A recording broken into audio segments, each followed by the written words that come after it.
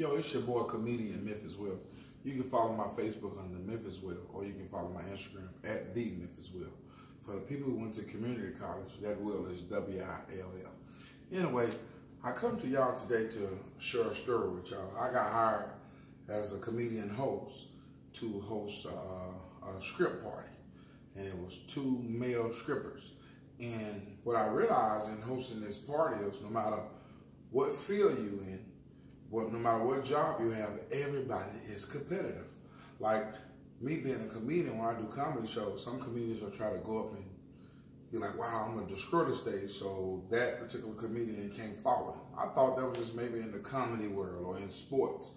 But would you believe this same competitive nature takes place in the scripting world? It was 2 male scrippers.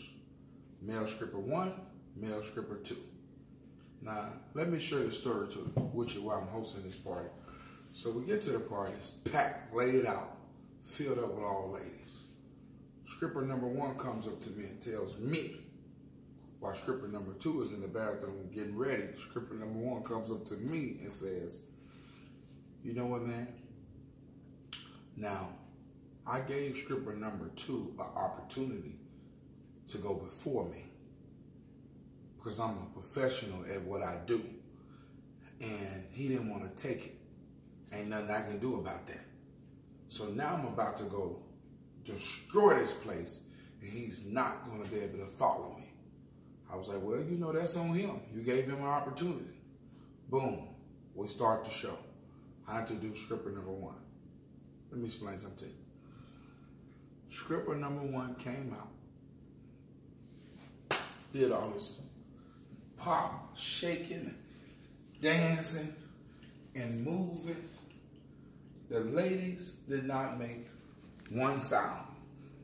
So I'm noticing scripper number 1 still really trying to break it down. And as he's trying to break it down, I noticed sitting in the corner, no ladies had no money in their hand. So I take the microphone and says, come on, ladies, get your dollars out. Get your money out. Let's tip scripper number 1. Now, I can see scripper number 1 is becoming kind of frustrated doing this show. He wasn't always frustrated at 100% yet, but it was a build-up. Here's what scripper number 1 did. I'm sitting in the corner with the DJ. So as scripper number 1 dancing, he can see the ladies not screaming or making no noise, nor are they tipping him. So he do a dance move back to the DJ, move like this here.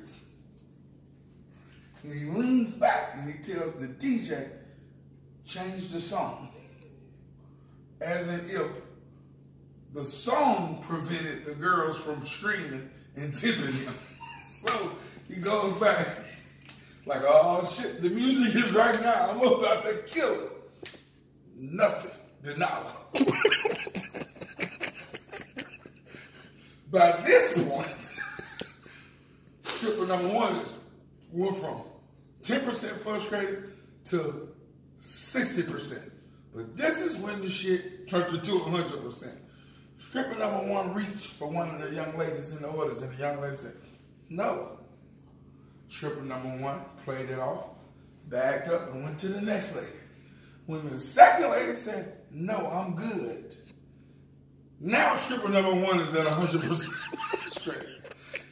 He turns, stops the DJ, cuts the music, takes the microphone out of my hand. Like, I had some shit to do with the motherfucker not tipping him. He took the mic and told this sold-out room full of ladies, listen, ladies, we here to have a good time. And if you don't want to participate, you need to exit. This motherfucker almost had a vein pop out of his motherfucking head. He was so frustrated. Then he takes the mic back. Look at the DJ like, motherfucker, you play one more song that's not hot, I'm kicking your ass. So now the DJ that played the song, he go back to his dancing and he said, you know what? I'm finna go to my big shit, because, you know, just like a comedian have a big joke, you know he can count on. So, scripper number 1 said, you know what? I know what can win the ladies over. He's 35 minutes into his show and haven't received 50 cents. He haven't received $1. And the only dollar he had was the dollar he came out with already on his motherfucking G-string. So, this motherfucker goes on stage at this point. He know how to do a push-up with one arm. Jump in one chair. Put his whole motherfucking head in. Now remember, this is his closing shit. As this motherfucker on one arm with his body all the way up in the air and shit. Now one motherfucking girl screamed.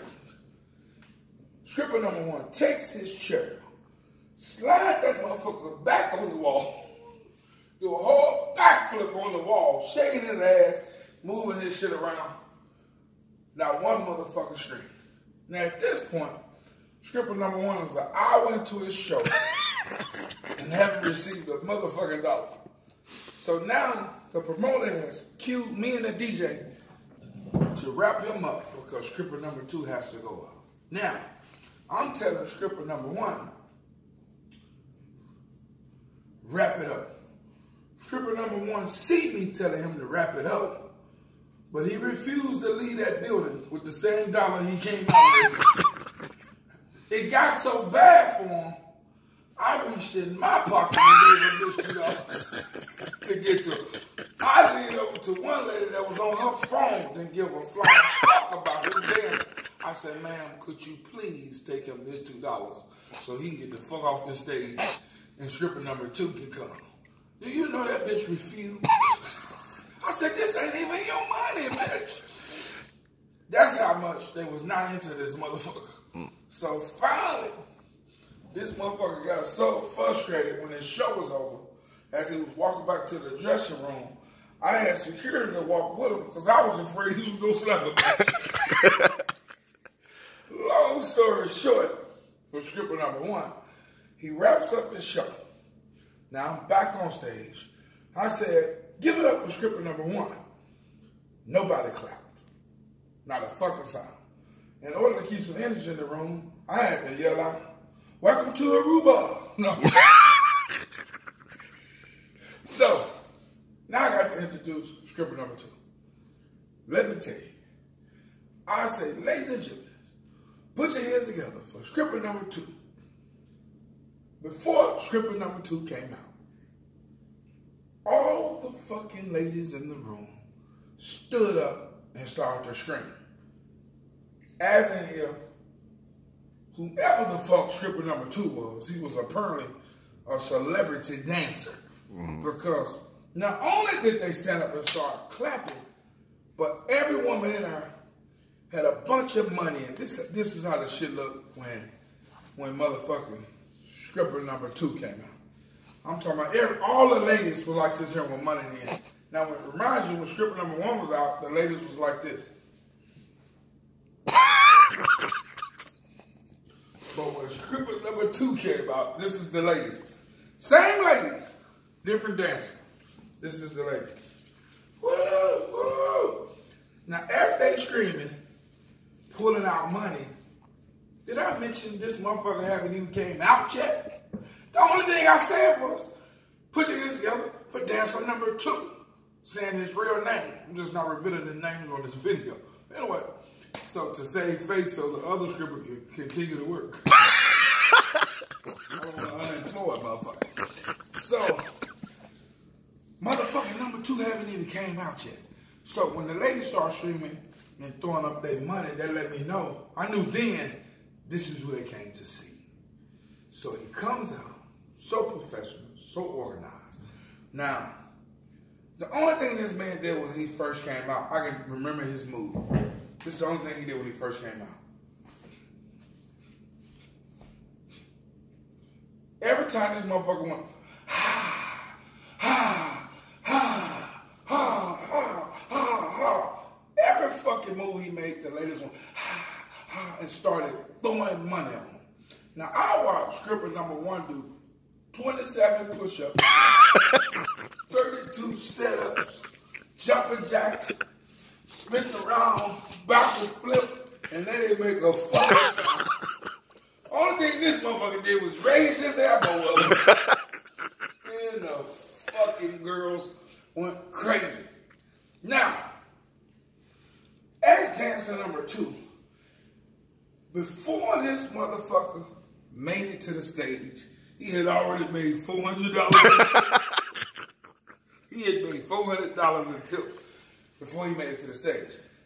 And all of his clothes was still on. He haven't got it down to his stripping shit yet. Now, as this motherfucker gets on stage, he didn't have to worry about the DJ because he had already gave the DJ a laptop with all his music in order. You know, it's the shit called organized. Only that the DJ had to do was hit play. This motherfucker knew what dance move he was going to do. He rehearsed, he routine, did all that shit. When the song changed, he changed. He knew exactly where everything was going to change at, from his fast shit to his slow shit. Now, when this man asked which lady wanted to participate in the show, it took 3 security guards to keep the ladies off of stage. Now, when dancer number 1 grabbed the microphone, remember, he was cussing motherfuckers out for not participating. He had no volunteers. But dancer number 2, security had to keep the ladies off the stage. So, he turns around. He put a young lady on stage. He lays her on her back. He put a cup of glass water on her. Let me show y'all this shit. Look. He laid her down and took a cup of water and put it on her mouth like that. That's what he did. Now, in his pants, and no, I was not looking, ladies, no homo, but in this nigga pants, it looked like the nigga dick was wrapped around on the back of his hamstring to where it looked, obviously, that looked like something fake in this motherfucking. So, the nigga looked like he had something in his pants, like his fucking penis was on the back of his motherfucking hamstring. So everybody assumed, oh, he had some shit in his drawers. So after he laid the girl down on stage, put the cup of water over her mouth, the nigga whips out his dick and started dipping the motherfucker in a cup of water like he was fucking a cup of water. Now at this point, the building is rocking. I grab the microphone and says, this nigga has baptized his dick. I said, ladies and gentlemen, this nigga dick just got saved on stage. That is an anointed penis. It's so, long story short, that was his closer. Now, after this motherfucker closed the show, you know you're a professional dancer. Do you know this motherfucker started taking a bow? And every time he bowed, dollars was just coming to the stage. Now, at this point, dancer number 1 comes out and sat next to me. It's me, dancer number 1, and the DJ. Now, as dancer number 2 is leaving the stage, going back to the dressing room, listen to me, he needed security to escort him because the girls was pulling him left to right and they were throwing money on him. As they was pulling him left to right and the girls was throwing money on him, my mind began to remember what dancer number 1 had told me. He told me, end quote, I gave dancer number 2 a chance to go first. He didn't want to take it. I'm getting ready to destroy this motherfucker. And he's not going to be able to follow me. And he's going to wish that he went first. Now, fast forward. Once my mind thought about that, and I'm looking at dancer number 2 lead with everybody grabbing on him, I looked at dancer number 1, and I said, it's a good thing you open.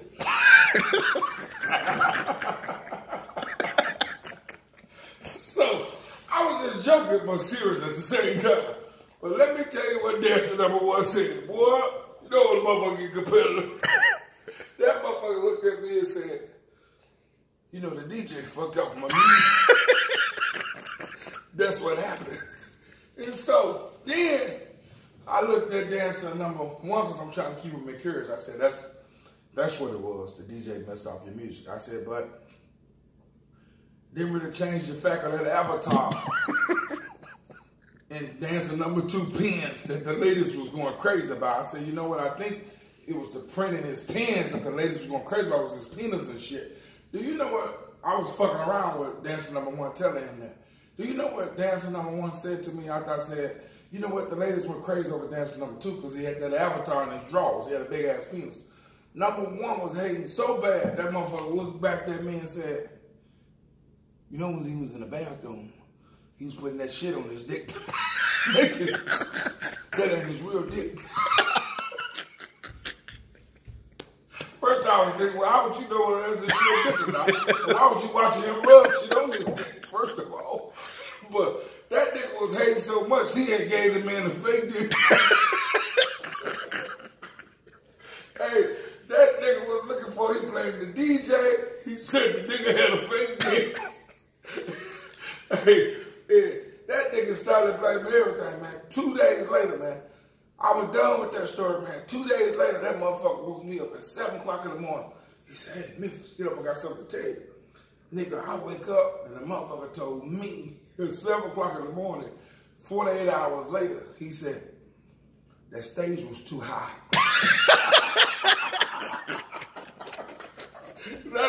Niggas start blaming the facility.